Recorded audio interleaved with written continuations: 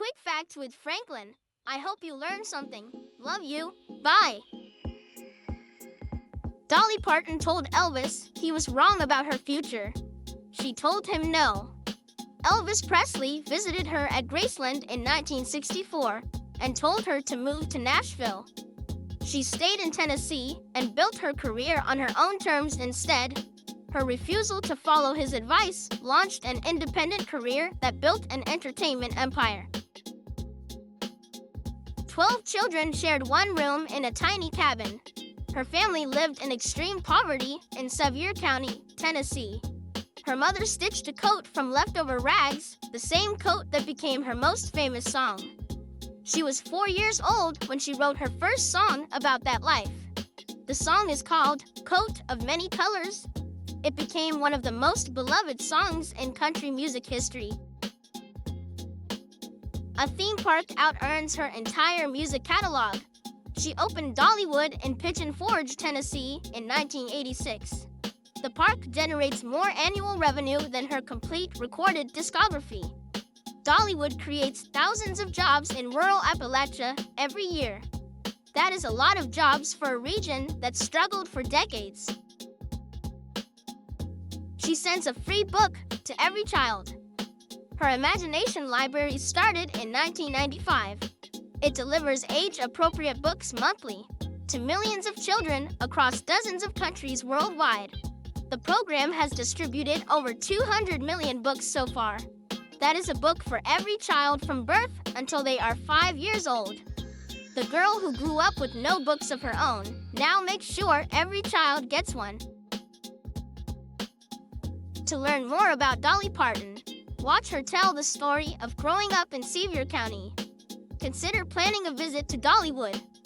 The girl born in poverty now sends books to millions, proving that gratitude builds empires. Every firework is a carefully timed explosion. Millions watch them every year, but nobody thinks about the chemistry and engineering packed inside each shell. Gunpowder provides the blast. Metal salts create the colors. Precisely timed fuses control the sequence. The beauty we see is a series of calculated chemical reactions. One shell contains enough energy to light up an entire neighborhood. Chinese alchemists accidentally discovered gunpowder a millennium ago. That explosive recipe traveled from China to Europe along the Silk Road. Each firework shell works like a miniature solid rocket booster. The lift charge burns at the bottom and pushes the shell upward. It reaches its peak altitude before the main charge detonates. The same basic propulsion principle powers real space rockets. Centuries of refinement turned an alchemist's accident into precision engineering. Every firework color comes from a different burning metal. Strontium burns red, barium burns green, and copper produces blue, the hardest color to achieve. Copper needs an exact temperature range or the blue disappears entirely. The whole process is essentially a giant flame test visible from miles away. Pyrotechnicians pack dozens of these colored stars into each shell. They explode in perfect synchronization at the peak altitude. The result is a spectrum of light painted across the night sky. One mistimed second turns a spectacular show into disaster. Every shell relies on precisely timed fuses that ignite in exact sequence. Milliseconds determine success or catastrophe. Professional pyrotechnicians use electronic firing systems for precision, measured in milliseconds. A single misfired shell can bring down an entire display. The margin for error is thinner than a sheet of paper. One wrong connection and the whole sequence collapses. To learn more about fireworks, explore pyrotechnics and explosive chemistry, the fields that study controlled combustion and metal salt color production. Discover how fireworks are made at the Pyrotechnics Guild. Behind every burst of light is a controlled explosion, where chemistry and engineering create pure wonder. Centuries of accidental discovery evolved into this sophisticated art form. Welcome to Michigan, the state with the most freshwater coastline than every other state combined. The Great Lakes state joined the Union in 1837. It has over 3,200 miles of shoreline along the Great Lakes. Lansing sits quietly as the capital, while Mackinac Island holds the world record for banning cars since 1898. Sleeping Bear Dunes tower 450 feet above its neighbors. Visit Michigan to experience the Great Lakes and the dunes. The American robin is Michigan's state bird. It is one of the most recognizable birds in North America. Their bright orange feathers shows up everywhere from Lansing to Sleeping Bear. The robin arrives early in spring with a cheerful song that signals winter is finally over. You can spot them year-round across the white pine forests and wetlands. This unpretentious bird represents Michigan's down-to-earth character, arriving on time and never asking for much.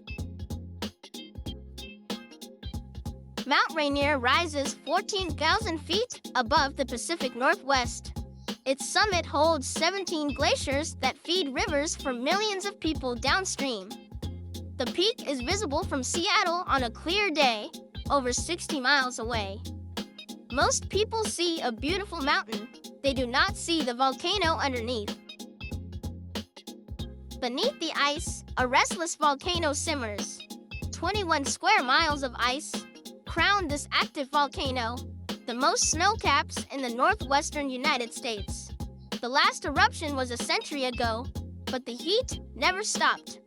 Hydrothermal water circulates through the mountain's core, melting ice from below and weakening rock from within.